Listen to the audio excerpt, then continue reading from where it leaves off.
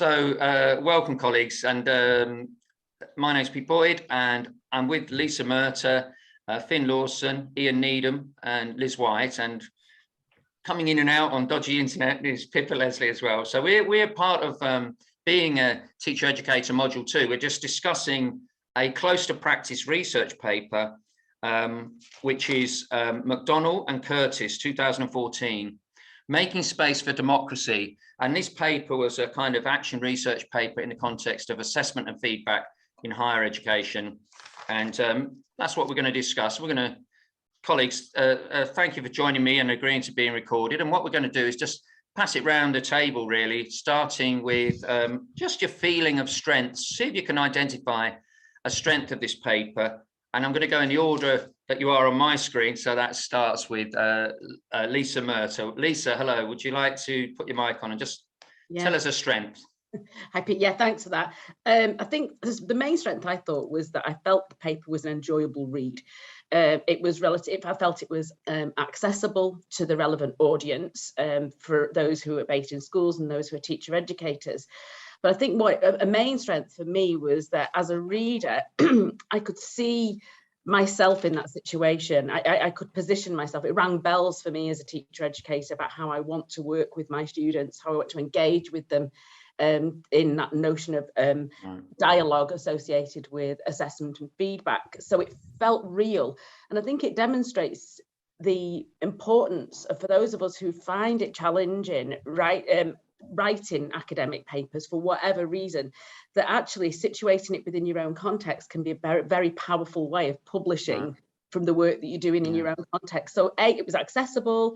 I felt it was meaningful in terms of my own context, but also demonstrates, like I say, for me, the capacity for us to write about what we're doing in the moment. Good. And I mean, it's important to note that this paper was commented on by the BERA Close to Practice report, and they were clearly saying it was a good paper. That implied, they didn't say, I don't think, but they implied that it was three-star or four-star paper.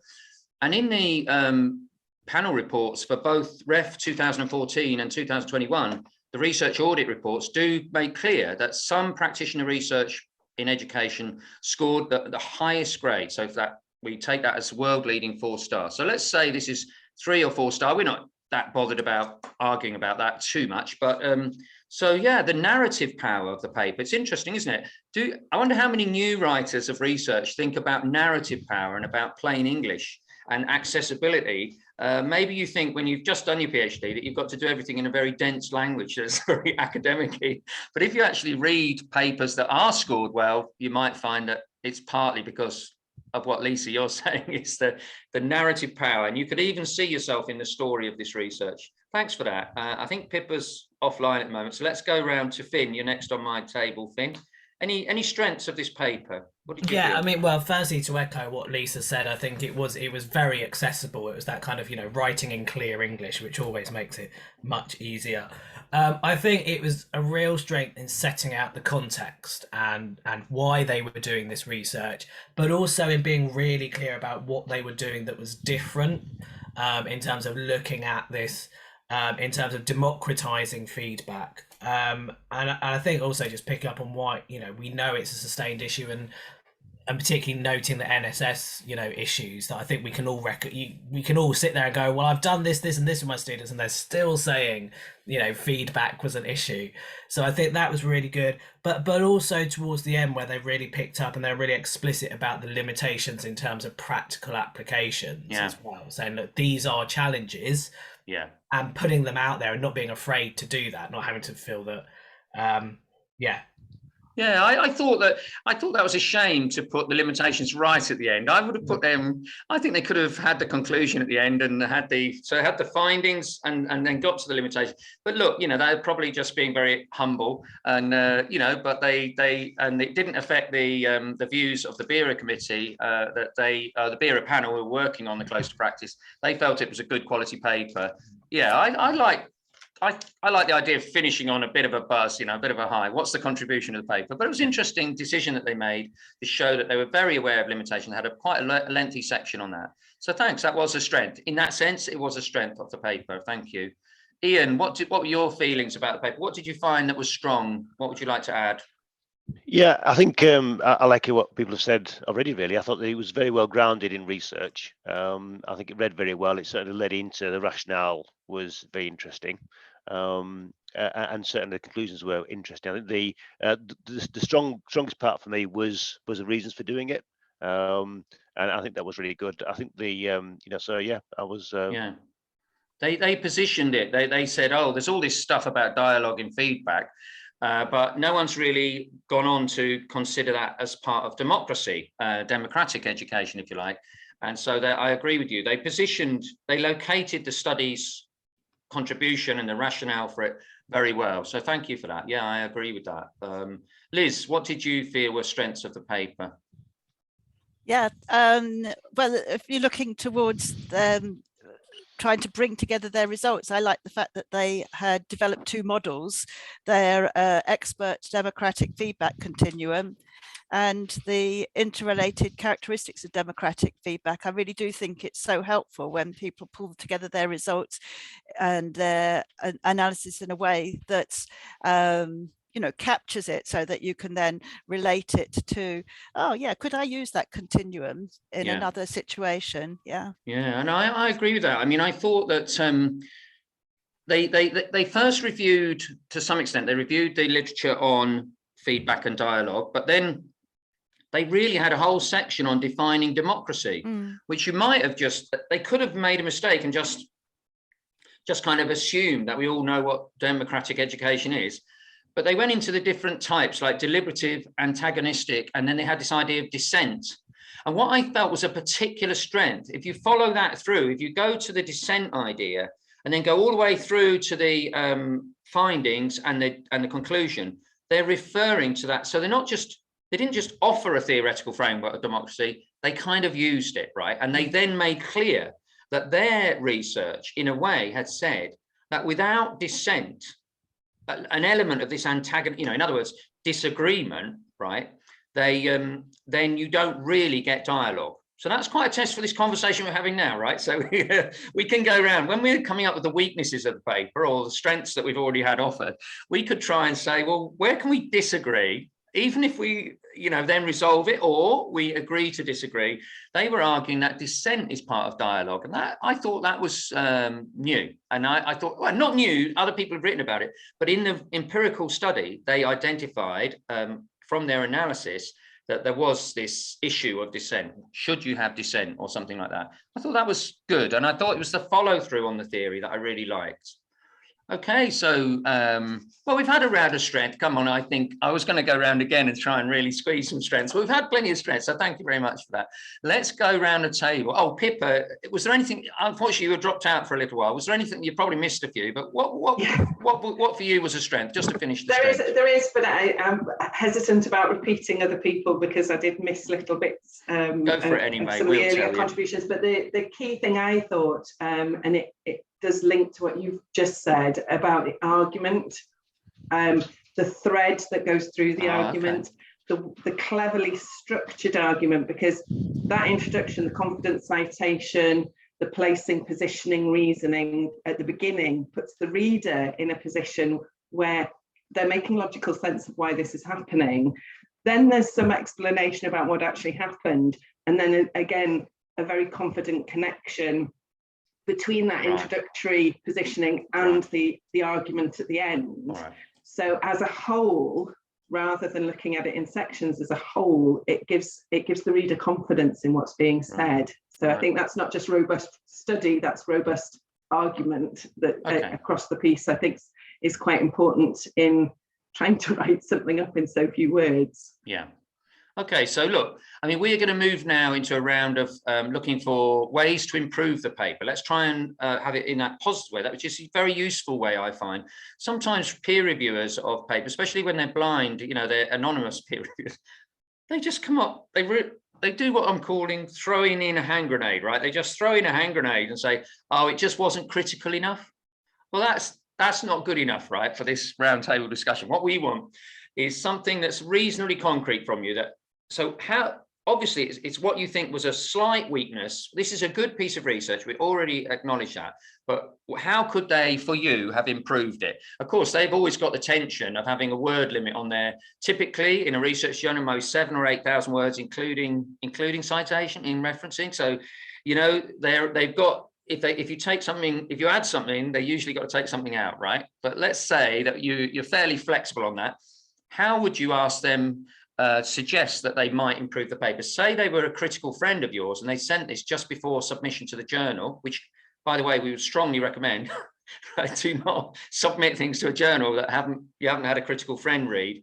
And the main problem with the critical friend is often they can come up with all those strengths, lovely strengths, and then they don't manage this round, right? This is how to improve the paper, right? So imagine it's a critical friend, Lisa, you start off and we'll go around in the same order. So Lisa, what would you suggest to these authors? You know, you can be reasonably concise, but what in a concrete way, what would you suggest to improve the paper? Yeah, sure. I have two things that came. You can sneak a second one in if you like. On Shall I save the second one? Well, I'll go for the ethics then first. All right. Because the way that this research was conducted, looking at year 1 students and year 3 students, I think there was potential for some ethical issues to emerge there that weren't actually addressed. Indeed, I don't think there was a formal ethical statement. I might have missed that, but I felt that how it played out for the students from an ethical perspective, given the power dynamics, and clearly you talked about, Pete, you just mentioned the notion of dissent now, an argument. Yeah. There is an ethical issue there when you've got students who are in that power triad where someone is the more experienced other. And I don't think that was, for me, clearly enough addressed. And how could students opt out or opt in? I don't think that came across for me as really quite clear enough, particularly, like I say, given the challenges of having that dialogue with let's see what others think. Let's build off that just for a moment before we carry on around the table. Anybody like to comment further on that? Do you agree with Lisa's concern about the ethics, or what would you have liked to see?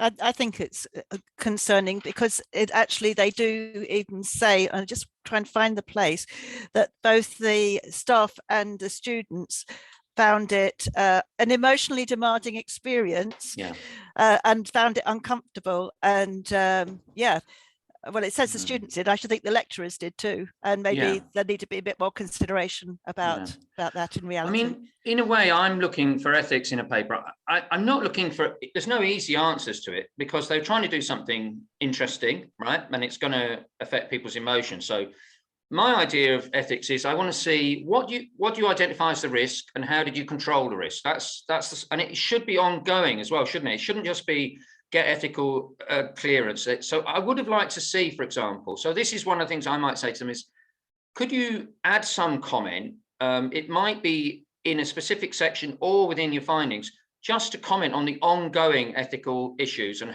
what risks arose and how you think that you managed to keep them within reason, you know, to control them. So that might be one very short sentence you might add there. Just consider adding 1 or 2 reflective comments about ethics during the analysis, say. That would be something. So that's the kind of, if we had more time, we could tease that out on ethics, right? But we're going to keep this as short as we can. So, but thank you for raising that, Lisa. Ethics and the explicit dealing with ethics, and we could come up with some concrete feedback for them that would tell them what we might expect as a revision of the paper. So thank you for that. Now it's a bit confusing, but Pippa, you're now next. So are you okay to go next? Now that you're here. I will try to go next. Yes, I think I would have liked more substance in the methodology element and the methods. I'd have liked more transparency, more clarity, I think, around some of those aspects. I think it is difficult turning a larger piece of research into smaller research papers. So I'd also be interested to see whether this was angled as a kind of less methodology, more findings paper, and whether somewhere else they've got hidden a paper about their methodology and how the focus groups were formed and what. So, okay, so it's about sampling, for example, is they split it up. But I think my feedback to them would be, as critical friend, just consider in that robustness of the reporting of the research, I just needed more concrete feeling about actually how those methods happened.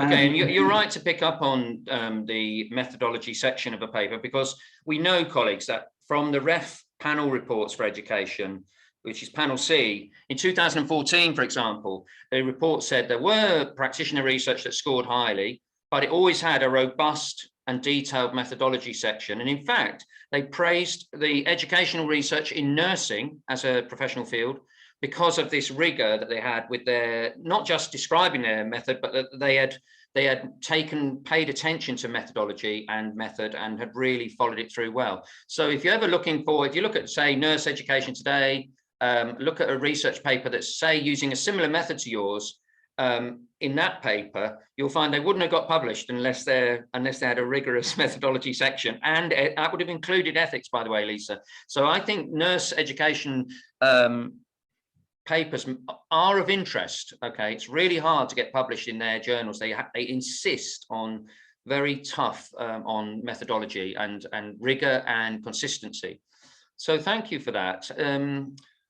So okay, was there anything though, Pippa, just to push you a little bit? Was there? Could you say, was it? Say you had only a short sentence to say one of the things. Don't do all the things that they could have improved.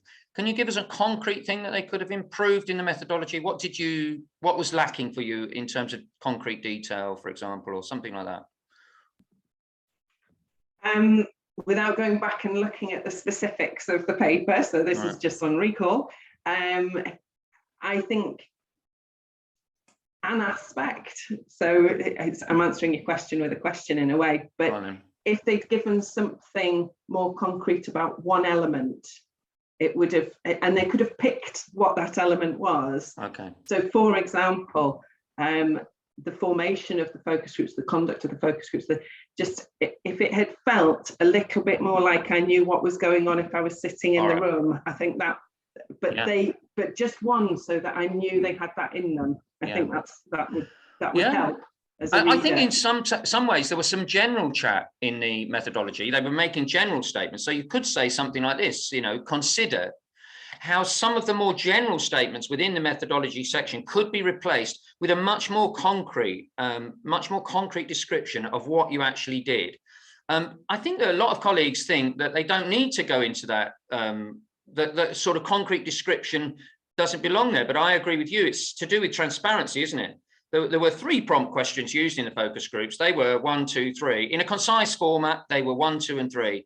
And but between those, we used neutral prompts such as "tell me more" in order to draw out dialogue or something like that. So I think that sort of concrete stuff does belong in a paper when it comes to methodology. And you could have suggested they swap some of their more general comments for that. But look, that's good. Okay, so Finn, we're on ways to improve the paper, Finn. For me, it might be a slightly nitpicky thing, but as I was reading the paper, I kept coming back to it, but they were like, we've transformed their understanding of the marking process, and we've transformed, they now feel more confident.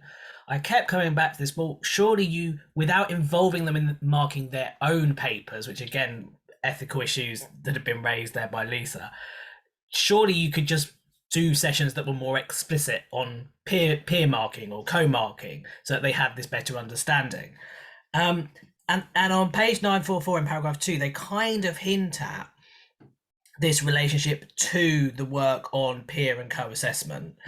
But I feel like they could have drawn that out more, because I'm not sure, if I wanted to take this into my context, why I should be going to the very, time and emotional intensive approach they've adopted, rather than spending an hour with my students really going through the mark scheme, really helping them understand the marking and moderation process, which feels like it might have achieved the same thing. So I feel like a sentence that they've kind of hinted at towards the end in the discussion, but I feel like slightly more could have been drawn out on how they thought the two sat next to each other. I suppose in a way they were generating data through their rather expensive approach, right, which meant spending time with students, actually talking to students, which we know in the real world, and they acknowledge is quite a, I say expensive, I mean, you know, it's a big commitment and it's probably not practical with large cohorts. So I agree with you. There was something going on there about just clarifying their approach to alternative, less intensive, time-intensive methods that might have. I think the reason they just had to say, the reason they did it was to get insight into the dialogue that might occur if you did have if you had the Oxford tutorial kind of resources that are available for an Oxford tutorial, then you might, it'd be interesting to know what would happen with your students, right? So that was fine as a method. But as you say, perhaps just making clear what might be the alternatives, a less expensive alternative. Thank you for that. It's a good suggestion, I think. Ian, what do you think you would have suggested to these colleagues to improve the paper from your perspective? Yeah, I think it's already been said, but I think certainly the method, because the sample size was so small, I think that, you know, and also understanding the rationale behind such a small sample size. And it's exactly how they chose those. The thing which was in the back of my mind when I read this was, you know, are we just mixing up formative and summative assessment here? Isn't there surely just more of a line for saying actually what we should be doing is beefing up the formative assessment, because at the end of the day, the summative assessment, you know, really, you know, to license has to stand by that, because it's not always going to be possible for everybody to, you know, to engage with that, you know, that you know, terminal assignment and awarding process. So that was the thing which I guess was in my mind. It doesn't, not sure it's really answered. I think that's interesting for me, because, you know, there was a kind of their model someone mentioned earlier was expert judgment versus diet. You know, what is wrong with expert judgment? I think at the end, right, once you've submitted your thing, you're willing to say, accept the judgment of an expert. That was a tension for me in the work, you know. So I agree with you that in a way it was formative. It was sort of formative assessment. Why not move the dialogue into formative assessment and then keep the summative reasonably? It could be even non-dialogic, right? So they didn't really tackle that tension. I think that's quite interesting. I know it's not exactly what you were saying, but I'm just building off what you're saying. No, I think it is absolutely, because at the end of the day, you know, to be fair, summative assessment has to be that, because people might not have the opportunity to actually engage with that dialogic response. Yeah, so it's interesting, that, isn't it? The tension, so thank you for that. It's really good. So it's like the really big story, you know, this is the positioning of the research study. Why did they do what they did? And then how does it fit into the bigger literature, which I think Finn was signaling there, and I think you've built on that. So that's excellent. Okay, and Liz, we got round to you on the table. What would you like? Remember, we're looking at ways to improve it. Well, yeah, that's a challenge, because I think you probably said most of the things that I would have come to. But I did think that there was an aspect, maybe this isn't a weakness as much as an arguing against what you just said, is that it develops a competence that you might not get through other ways of dealing with assessment. So, but I think that might be only of restricted benefit. I mean, I can imagine with some cohorts of students, this could be completely disruptive, upset cultural issues and all sorts. Whereas if you maybe had, I don't know, a small module on something specific where democracy was part of the module as well, that actually experiencing this would develop a competency in the students that would be valuable. But that isn't argued in the paper. It's just an observation from our discussions now. Also, the paper, I mean, paper can only do a certain number of things, but I remember one of my former doctoral students and colleagues, Donna Herford, she looked at how the student teachers developed an understanding of assessment for practice, you know, assessment for learning, a bit like what Ian's saying. How did they, having had some experience of being assessed during their course, how did they translate or reconstruct that to their own practice in assessment for learning in school, you know, which wasn't discussed in the paper. It wasn't even mentioned, I don't think, but I'm interested in that. So, okay, that's good. I mean, colleagues, I don't think we want to keep hammering this paper. It's a good paper. Don't forget, we're giving it. It was a good paper, and it probably was 3 or 4 star in the research audit for what that's worth. And it was picked out by the Bureau Close to Practice Research. But I would have 2 suggestions. One of them has already been mentioned by Pippa about methodology. Specifically in methodology, I would have asked them for more concrete description of their approach to analysis, right? So they said that they used a kind of form of thematic analysis.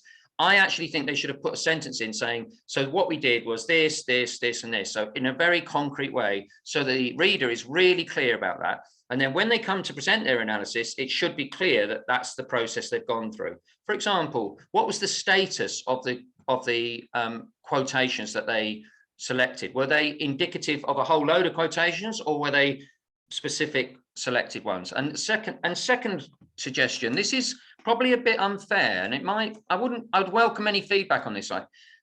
When I read the review of the literature, not the stuff about democracy, the bit before that, it was positioning the study really well in the assessment and feedback research literature, but it didn't seem very critical in terms of critical evaluation of that body of research. Do you see what I mean? So they kind of just accepted the body of research on feedback and assessment, and they didn't mention any limitations of that. So one of the limitations they could have related that to their own research design. One of the limitations was that often they were very pragmatic solutions that were being researched, and they didn't include this rich dialogue with students that could give insight into, so they could have justified the rationale for their design if they'd gone into a little bit more. I wouldn't expect them to critically analyze every paper by Sue Bloxham, who was my mentor, by the way, but I wouldn't expect them to criticize her methods or limitations of the research. But on the body of research, I might have said something like, a lot of this research is relatively small scale. It's qualitative.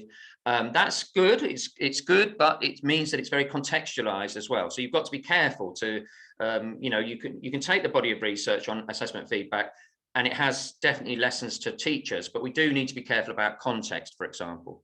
So how much of that research, for example, was in teacher education, right? So there's straight away a simple way of just reflecting on that body of research. So anyway, despite our suggestions for improving the paper, I will repeat that it was a good paper, and we've enjoyed discussing it. And I think probably we've done enough for this short discussion, but I'll just open it up to anybody really. Any final comments on your reading of this paper, strengths, weaknesses, or just overall comments? Any thoughts? Can I add one, Pete? Sorry. Go on. I think, again, it's another holistic aspect of the paper. Is it provoked me to think about my own practice, and in things like my experience of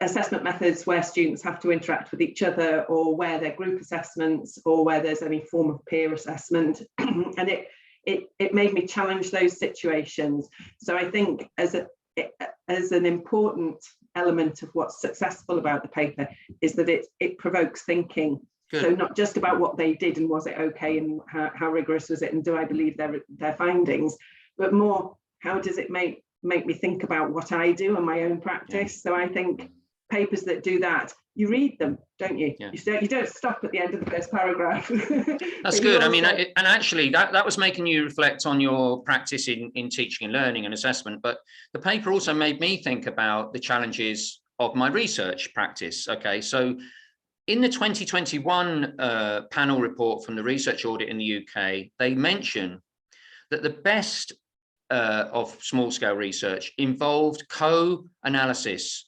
collaboration with say whoever it was, in this case student teachers. So in this study there was an element, right, of co-analysis, right? There was an element, in a way the focus groups are kind of a halfway step towards that. But what I think is, in my own research, is the best time is when I had a little bit of funding, so I could buy the teachers out and actually involve them in analysis. One, they did analysis of raw data just to help us think about the way we were tackling that. And then they did responded to our analysis, the two main the lead researchers. So in a way, we position those teachers as co-researchers to some extent. Okay, they're busy people, so they couldn't give as much time as my colleague and I, but we involved them in analysis. And it is specifically mentioned in the, I think that's, I'm right in saying that in the 2021 panel report, it specifically mentions that was one strength of some of the papers that scored well. Okay. So you've got to find the time, and don't forget, you can't just keep asking your students to give, can you? They have to get something out of it. Otherwise, why are they giving? So that raises an ethical issue. You know, you're demanding too much time and effort from your participants, right? So this is a little tricky thing that it made me think about, how you get the right balance between co-analysis, collaboration by your participants, but in order to develop robust and socially, contextually robust knowledge, right, of what's actually happening, but at the same time, maintain they need to get on with their studies, right? And they need to, so you've got to design your data generation and your collaboration in some way that has benefits for all involved. Okay. Is there the distinction? I think the phrase that pops into my head, and I don't know where I'm borrowing it from, but is participatory methods rather than participatory research. Okay, so right. And that, I think, there's quite a bit of discourse around that, how participatory research is very demanding on the participants, whereas participatory methods can be integrated into the working processes and therefore hear the voice without draining the resource, really. Yeah. So the actual generation of the data is positive for the participants, I think. Okay, look, I think we should stop there because these videos can get too long online anyway, and we're just having the discussion. We can we'll really discuss the paper in a minute, won't we? No, that's not true, colleagues. I hope this is useful to those of you watching the recording. Thank you very much to Elizabeth White, Lisa Murta, Pippa Leslie, Finn Lawson, and Ian Needham. Thank you for your time in watching this, and I hope it's been of some use. And I recommend reading the paper and also the BERA Close to Practice research report. And also, if you're really geeky, but it's very valuable, you have to go into the final report, panel reports document of the 2014-2021 UK REF. You have to search all the way through for panel C, then all the way through to education. So it's a great big horrible thing, but in the middle of it is a few precious words from the panel who reviewed thousands of papers, education research papers, and their views are worth reading, I think, and I'd recommend that to you. I hope that's clear enough. You should be able to Google all that stuff and find it. Okay, colleagues, thank you very much. We'll stop the recording. How do I do that, Pippa? Stop recording. I think I press the button that says stop.